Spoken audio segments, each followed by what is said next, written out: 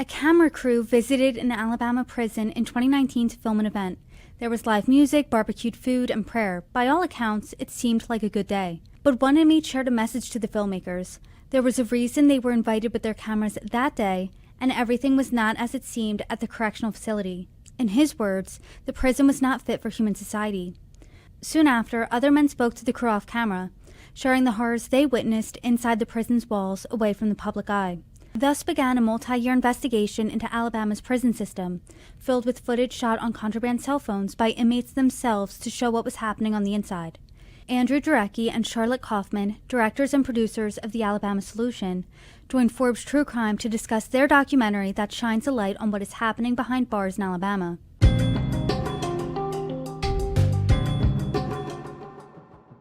Hi everybody, I'm Brittany Lewis, the host of Forbes True Crime. Joining me now is Andrew Jarecki and Charlotte Kaufman, co-directors and producers of The Alabama Solution. Charlotte and Andrew, thank you so much for joining me. Thanks for having us. I want to talk all about The Alabama Solution, but I think it's important to start right at the beginning.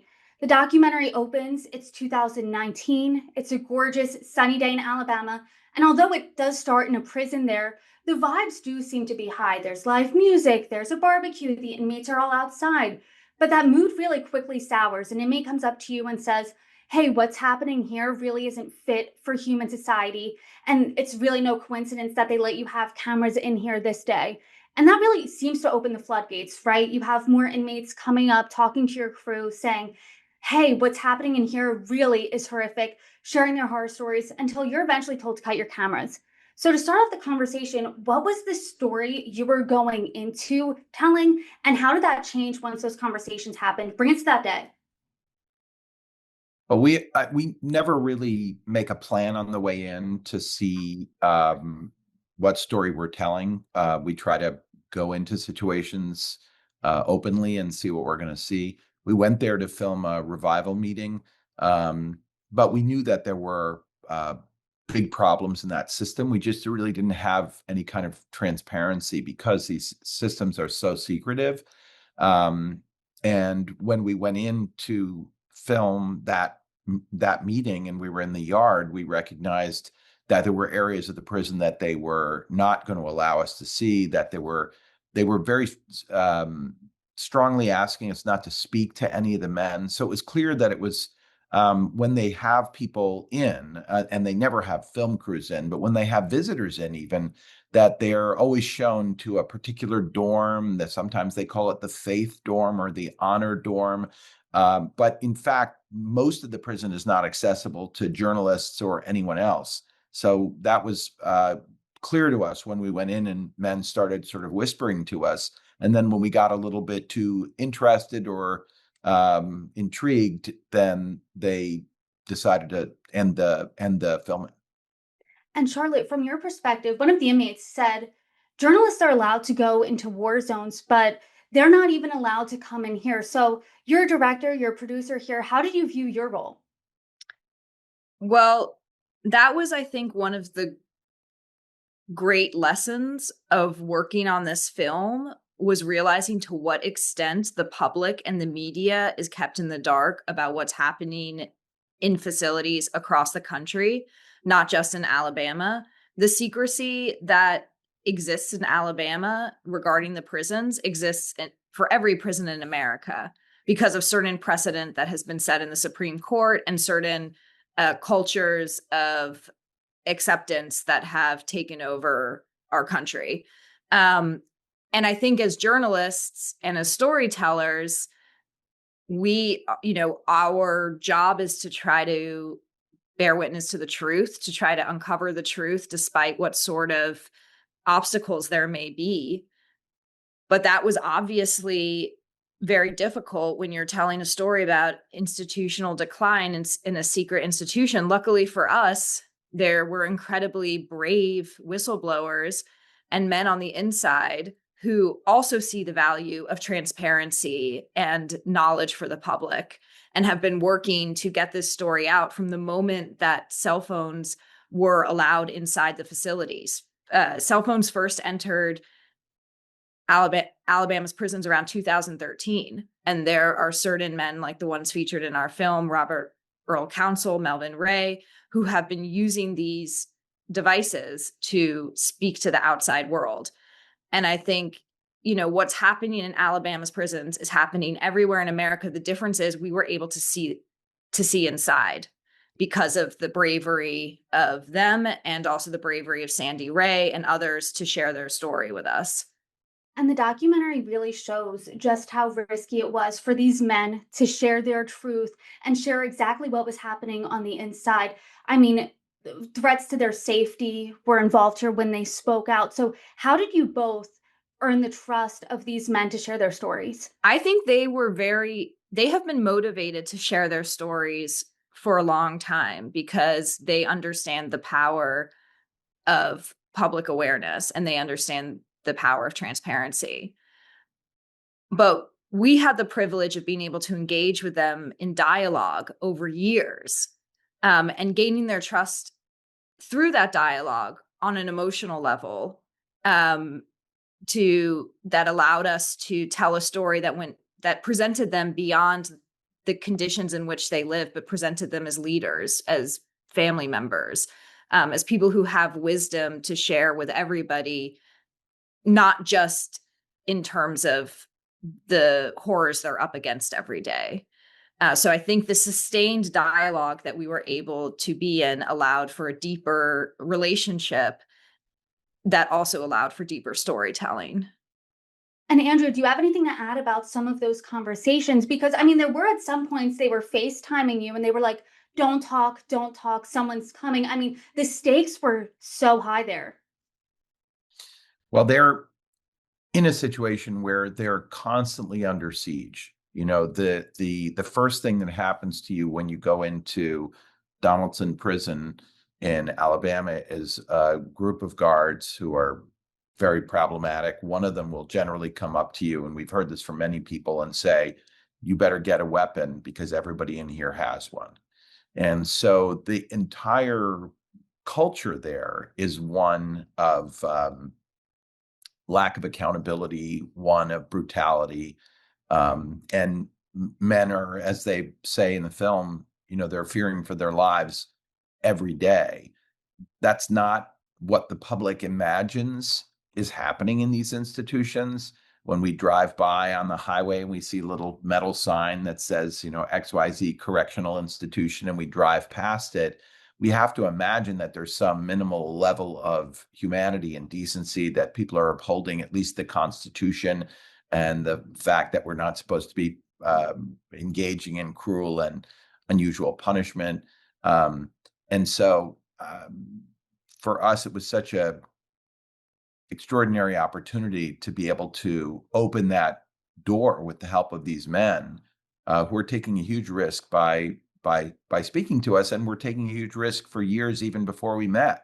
And they're not just taking that risk for themselves. We imagine that people in prison are only fixated on how they're going to get out of prison, but they're taking that risk on behalf of 20,000 other people who are in these institutions. They're taking the risk for them as well. And there are many other people inside who've been doing that kind of work. But the leaders that we met, especially Robert Earl Counsel and Melvin Ray, were really extraordinary. And you just have to imagine what they could be doing on the outside. People have been in prison for 30 years who have the clarity and ability to lead and have been managing a nonviolent approach to protesting their conditions would be so valuable in society. Does it serve anything, including public safety, to be damaging people inside these institutions and then expecting them to come out? We give them $40 and a bus ticket, and somehow miraculously overnight they're going to be able to rejoin society. So it's not actually helping public safety either for us to be managing this kind of prison system. One thing, as journalists interacting with people where the stakes are so high, and who are taking such great risk, it's obviously very, can be very stressful, can be, you worry about them. I think also, but for us, it's, one fraction of what it might feel like for family members who can't get in touch with their loved ones or can't speak to them regularly. Something that I didn't appreciate until working on this film. I understood it somewhat to be true, but I didn't quite appreciate it, was to what extent people can be disappeared inside facilities. That you're incarcerated, but then you can be further incarcerated within a prison. You can be put in solitary confinement and have your communication privileges be revoked, so that even you don't get phone calls, you no longer get visits. All of your mail, if you still are writing letters, all of your letters are being read and surveyed. The only real protection for communication with the outside world is a lawyer's visit. But if you're someone who doesn't have a lawyer, then you have no lifeline. And that is a very chilling thing to think about. And I think it's something that everyone should be concerned with, because over half of this country has a close relative who has been incarcerated. And so we're all at risk of either being in institutions where we can be disappeared for periods of time, or having a loved one who gets into that situation where you really are, all of your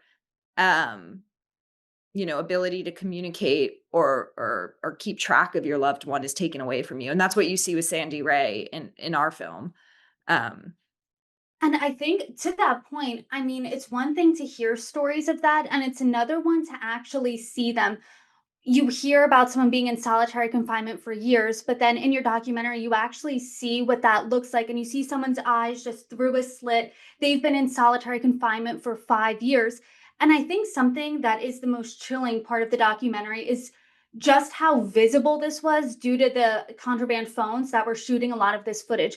You saw the prison conditions. You see the rats that were in the water bottle, that were in the cell. You see blood everywhere. And this was in large part thanks to the bravery of the men who are incarcerated taking this footage.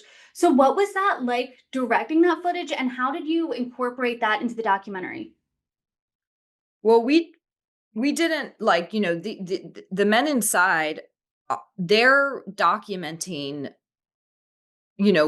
what they see and what's happening, and they're putting it out in the world. We're not directing that. The evidence, the visual evidence that you see in the film is being collected out of a place of urgency for the people inside, wanting to say, like, we need to capture this because otherwise the public will not believe what's happening.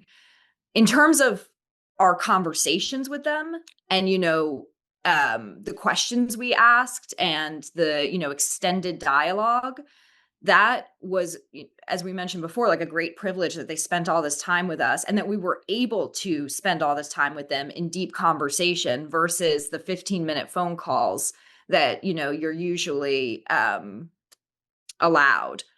But I think the challenge for us was, all of this material that's being collected across the state and just sort of being sent out into the world, hoping someone's going to pick it up.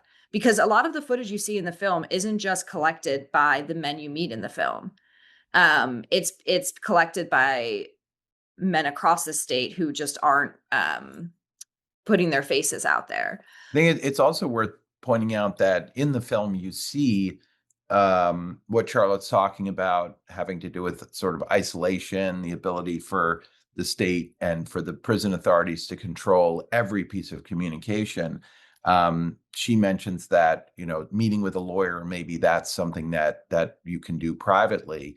But you can see in the film that there's a lawyer who is asking questions of many witnesses to a killing inside.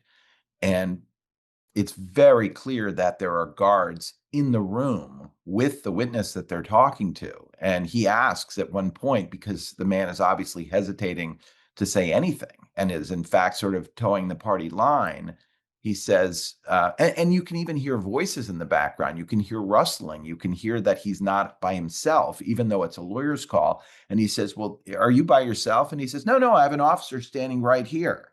And it's clear that even in the context of a lawyer's call, he's not able to have privacy.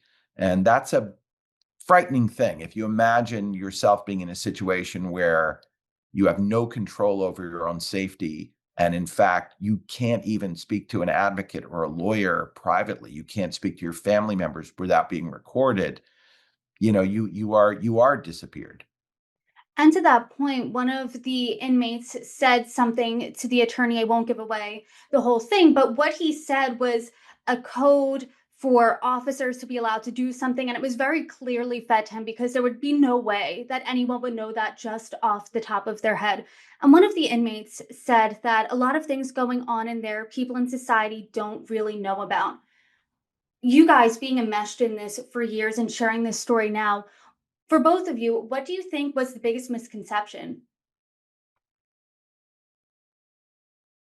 One thing I think is that the public, driving by these institutions and not really having any ability to look in, assumes that there is some fundamental level of care there, that if somebody gets sick, they're going to be looked after by a competent doctor. That if somebody is working, there's some structure where they can say, I'm sick, or I can't work today, or something like that.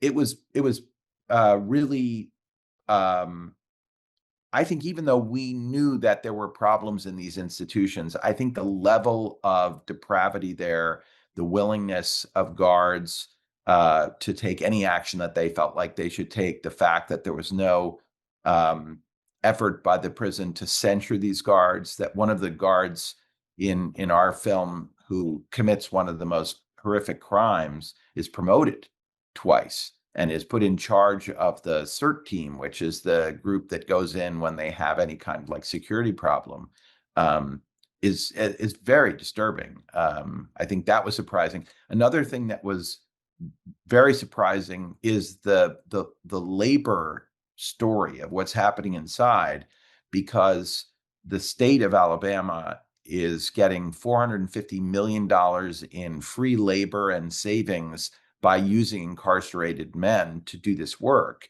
And there's really no choice for them, right? Because if they don't agree to work however the state wants them to, they can extend their sentences, they can give them disciplinaries, they can put them into solitary confinement, they can change them to an institution that's even worse than the one that they're in at that moment.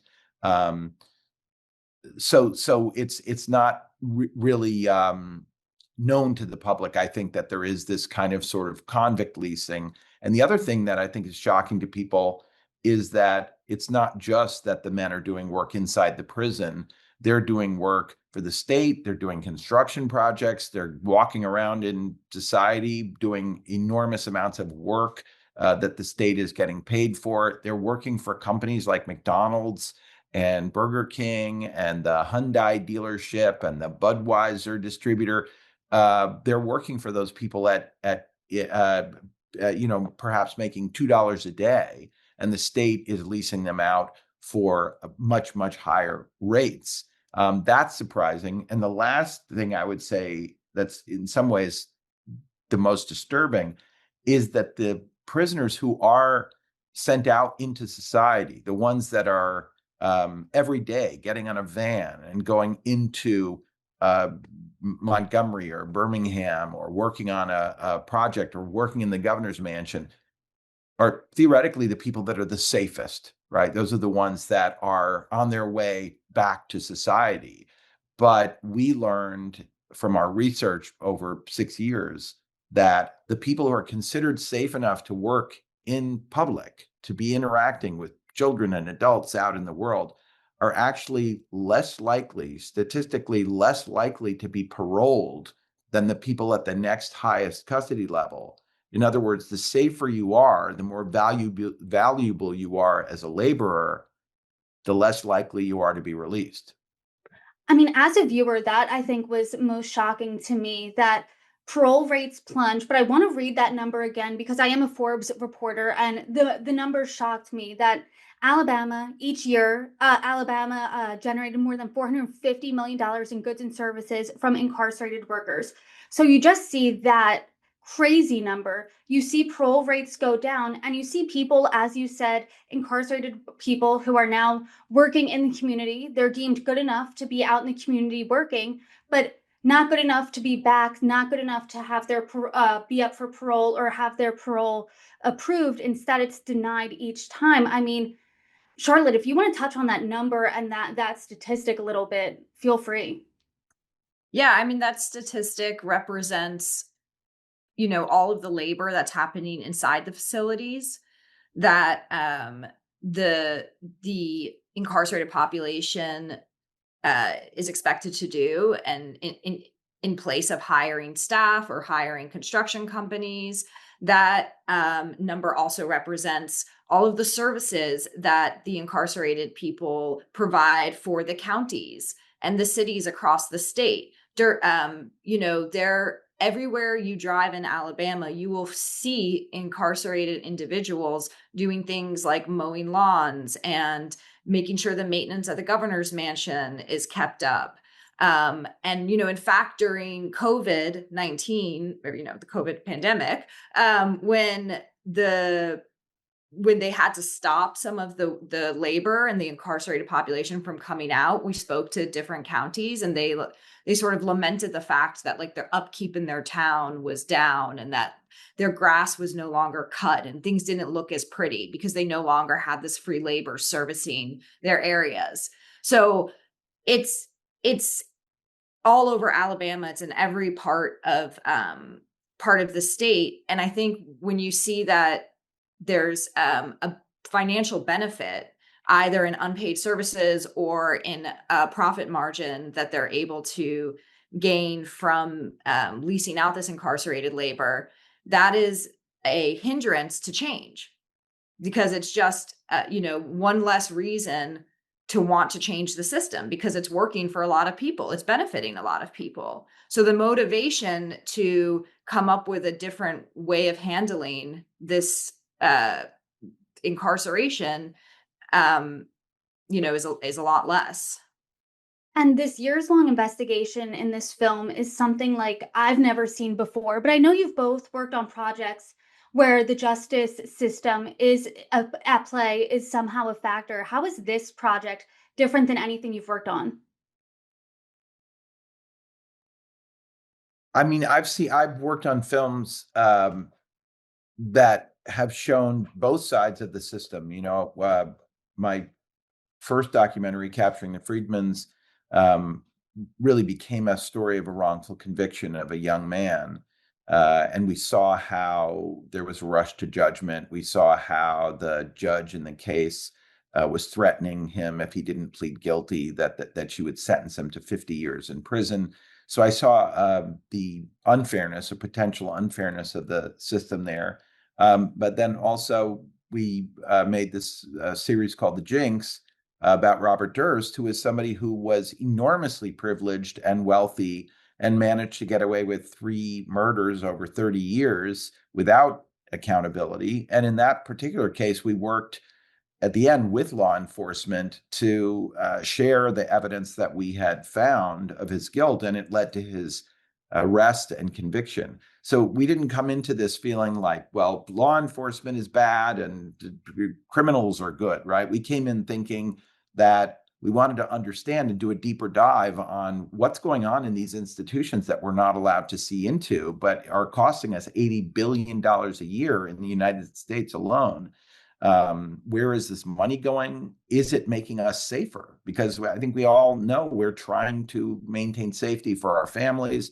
Everybody can agree that we want safety, but does it make sense to bring somebody into an institution and damage them, destroy them often, and then expect them to come out with, a bus ticket and somehow miraculously rejoin society and be productive members of society? That in fact, this method of incarceration and this method of punishment and this fixation on the punishment aspect rather than rehabilitation or trying to get those people ready to be back in the population is working.